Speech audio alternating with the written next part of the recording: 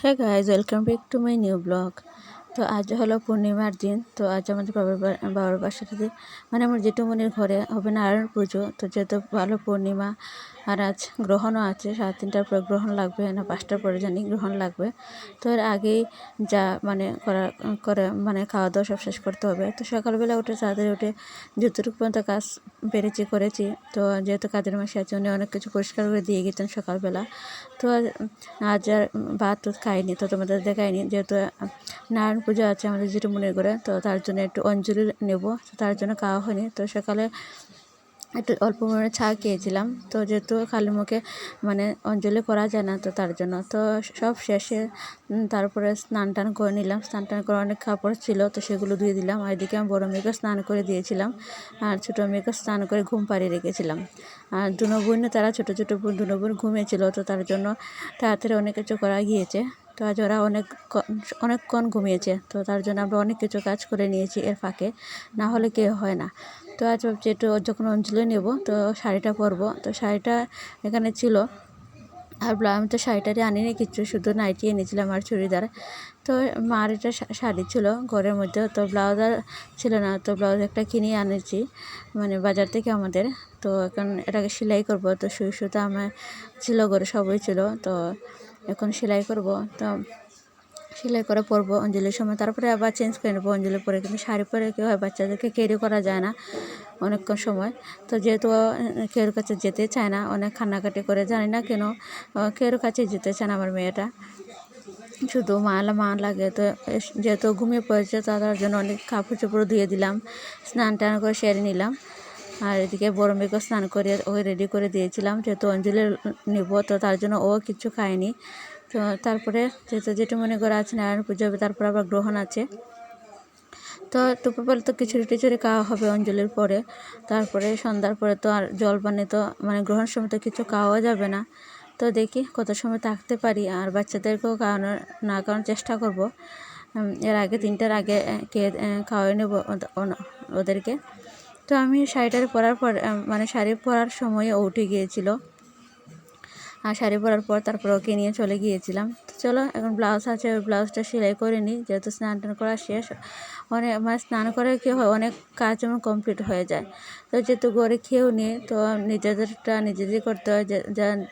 যেন যেমন মার একটা আবদার আছে না, যে মা এটা করে দাও, ওটা করে দাও, এটা তো বলতেই পারে না। অনেক অসুবিধা। আমার বোনেরও ছোটো মেয়ে, ও অনেক অসুবিধা করে থাকতে হচ্ছে। তবুও বাবার বাড়ি লবণ ভাত খেলে দেখো অনেক ভালো লাগে, কিন্তু 2 দিন এসে শান্তি।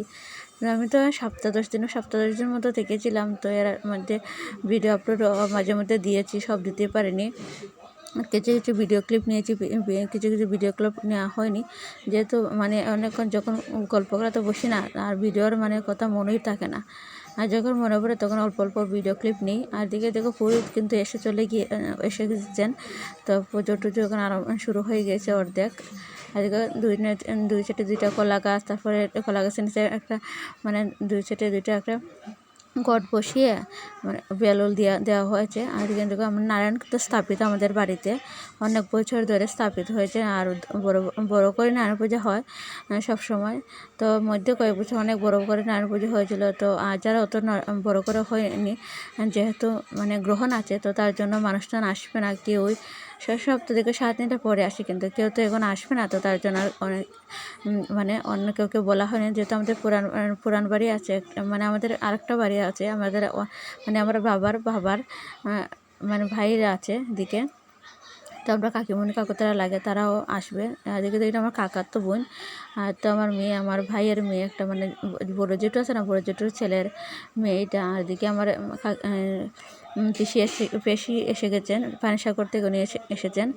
আর এদিকে আমার বোন আছে, আমার কাকার তো বোনও আজ সকালে এসেছিল, আবার চলে যাবে কাল আবার, যেহেতু ধর্মনগরের বাড়ি আসা যাওয়া কন্টিনিউ থাকে। আর এদিকে দেখো এখানে ভোগ হচ্ছে, পায়েস হচ্ছে ঠাকুরের জন্য, আলাদা চুলার মধ্যেই চেষ্টা করা হয় সবসময়। এটা চুলার মধ্যে করা সবসময়, আমাদের গ্যাস টেসে করা হয় না, চুলার মধ্যে ঠাকুরের জন্য করা হয় ভোগটা। এটা শুদ্ধ একটা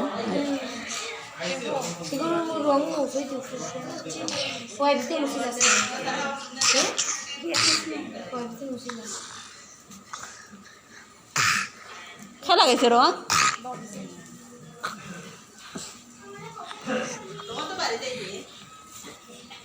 আর এদিকে তো যজ্ঞ হচ্ছে, এদিকে আমরা সব ভাই বোনেরাও দেখো টেমি টেমি একটা একটা হাতে। আর এদিকে দেখো আমার ভাই, আমার যেটা তো করে ভাই, আমার বোন, আমার পিসির করে মেয়ে, আমার মানে ছোটো কাকুর মেয়ে, তো সবারই বিয়ে হয়ে গিয়েছে এক এক করে। তো অনেক আগে যার বিয়ে হয়েছে। এদিকে দেখো খিচুড়ি টিচুড়ি রান্না হচ্ছে, আমার কাকিমুনি রান্না করেছেন খিচুড়ি। দেখো এক ডেক হয়ে গেছে, তো মানে আরেক ডেক হচ্ছে এখানে, না সোমবার হচ্ছে জানি না।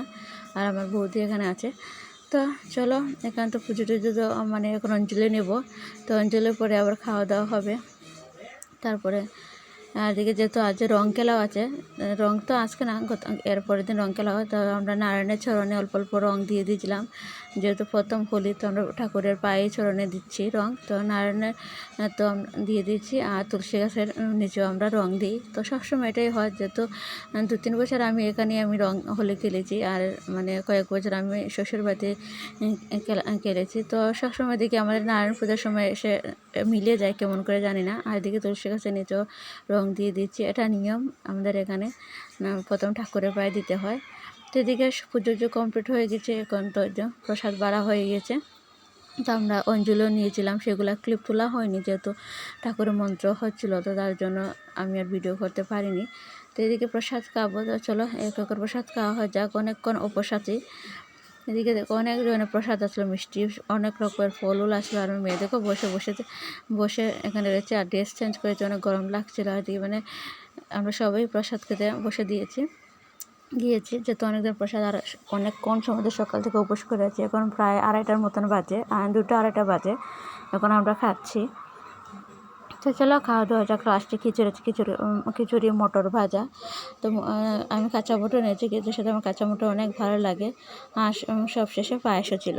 তো চলো খাওয়া দাওয়ার পর আমরা এখন একটু রেস্ট নেবো, যেহেতু গ্রহণ আছে। তো গ্রহণের সময় তো আর বাইরে ঘরের বাইরে বেরোবে না, দরজা জানালা লাগিয়ে একটু রেস্ট করব। তারপরে আবার স্নান করতে হবে, তো দুবেলা স্নান করে পরে যাবে, কিছু করার নেই। তো আর এটা সন্ধ্যার পর, গ্রহণ ছাড়ার পর, এখন আমি ঘরটা মুছে নিচ্ছি ভালো করে। চুলাগুলো সব পরিষ্কার করা তো সকালে গিয়েছিল, তবুও একটু পরিষ্কার করে নিয়েছিলাম চুলা টুলা ভালো করে। তো এই ঘরটার মুছে এখন আমি চলে যাবো স্নান করতে। স্নান করার পরে সে দেখে কী বানানো যায়, যেহেতু আর আর তো এদিকে আমি স্নান করে নেব। স্নান করার পর দেখে কী বানানো যায়, যাতে আর নিরামিষ খেতে পারবো না, গ্যাস হয়ে যাবে খিচুড়ি খেলে। তো সিদ্ধ ভাত, ডিম অমলেট পরে করবো। আর স্নান করার পরে ম্যাগি বানাবো, যেহেতু বাইরের খাবারও খাবো না, যেহেতু বাইরে তো গ্রহণের সময় তো অনেক রান্নাবান্না হয়েছে বাইরে, তো আর খাবো না। আর এখন স্নানটা করে চলে এসেছি, এখন গরম জলে বানাবো মেয়েকে স্নান করানোর জন্য। আর আমার বোনও স্নান করবে, ও বসে আছে স্নান করার জন্য। তো আমি একটু জল গরম করে নিচ্ছি, যেহেতু ঘরে আর কেউ নেই আমাকে খেয়ে জল গরম করে দিবে। তো মা থাকলে তো অনেক মানে অন্য রকমের একটা আলাদা ছিল, মানে আমি আর বলতে পারছি না, এটা আমার খুব মানে কষ্ট হয় যে এসে রান্নাঘরে নিজেকে তো নিজে অনেক সব কাজ করতে হয়, বাবার বাড়িও করতে হয়, শ্বশুর বাড়ি তো খেতেই হয়, কিছু করার নেই। অনেক অনেক মিস করি ওনাদেরকে, এখন আমার খারাপ পাচ্ছে। তো এদিকে আমি গরম জল বসিয়ে দিয়েছি, আর এখন বোনকে আর মেয়েকে দিয়ে দেবো স্নানের জন্য, স্নান করে চলে আসবে। এদিকে আমি ক্যাপসিকাম, গাজর, পেঁয়াজ টিয়াজ, আলু টুলু কেটে নিচে বেগে বানাবো। আর তো বাই মেগি এনেছে, যেহেতু আমি বলছি বাইরে কিছু খাবো না, ও বলেছিল বাইরে কিছু এনে দেবে, তো আমি না করেছি। যেহেতু গ্রহণের সময় ছিল, অনেক রান্নাবান্না হোটেলে তো অনেক মানে রেস্টুরেন্ট তো খাবার ওরা ওদের ফেলাবে না, তো তার জন্য আনা হয়নি। তো ম্যাগি বানাবো, ম্যাগি খাওয়াবে রাত্রে, দেখি ভাত আর কিছু অল্প মানে কিছু করে নেব, সেদ্ধ ভাত করে নেব, ঘি দিয়ে খাওয়া হয়ে যাবে। তো এটা আমার মেয়ে ভিডিও করে নিচ্ছিলো, আর ম্যাগি দেখো ও প্যাকেট দেখিয়ে দিচ্ছিল। তো ওদেরকে গরম জল তো বসিয়ে দিয়েছি, এখন আমি এটা ভালো করে ধুয়ে কুচি করে নেবো, তারপর ম্যাগি বানাবো। তো আমার এই ব্লগ তোমাদের কেমন লাগলো অবশ্যই কমেন্ট করে জানিও, এবং লাইক এবং সাবস্ক্রাইব করে নিও সবাই। তো আমি মানে যেদিন আমি ভিডিও ক্লিপ নিই, সেদিনই আমি ভিডিও এডিট করে তোমাদের দিই। তো অনেক ক্ষেত্রে হয় না, তো এই দিন বোন বসে আছে আর মেয়েটা উঠে গেছে, আর আমার মেয়ে কিন্তু ওখানে ঘুমিয়ে আছে। তো ঘুমানোর পর তার ওকে আমি শরীরটা মুছে নেব, স্নান করাবো না, যেমন বাচ্চা মানুষ তো স্নান করলে সর্দি কাশি যদি এসে যায় এক জায়গা থেকে অন্য জায়গাতে আসার পর, তো তার জন্য ছোটো দুনো বোনকে আমি মুছে নেব ভালো করে। তো এদিকে আমি তো সব সবজি দিয়ে ভালো করে মানে দুটো ডিম দিব, তারপর ম্যাগি বানিয়ে দেবো। তো চলো দেখতে দেখতে আমার ম্যাগি হয়ে গিয়েছে, তোমাদের দেখিয়ে দিই আমার ম্যাগি কীভাবে হবে। কিন্তু খেতে না অনেক দারুণ হয়েছিল, তাড়াতাড়ির মধ্যে করেছিলাম যদি মেয়েটা উঠে যায় ঘুম থেকে, তো তার জন্য। তো চলো দেখি তোমাদেরকে। এদিকে আমার ছোট বড় মেয়ে কিন্তু স্নান করে চলে এসেছে, মধ্যে ফাঁকে কিন্তু মেয়েকে স্নান করে দিয়ে এসেছি।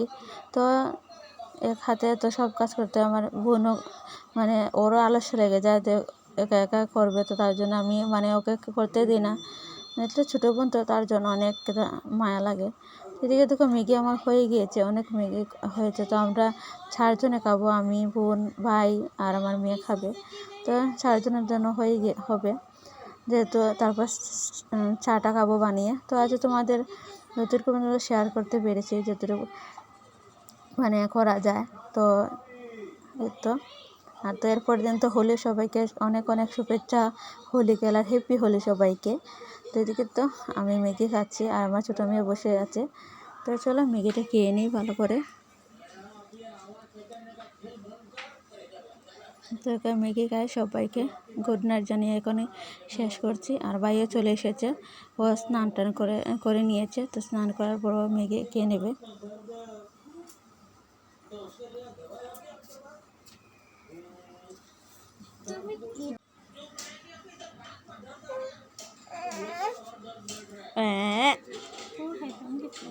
কেটা খাইতে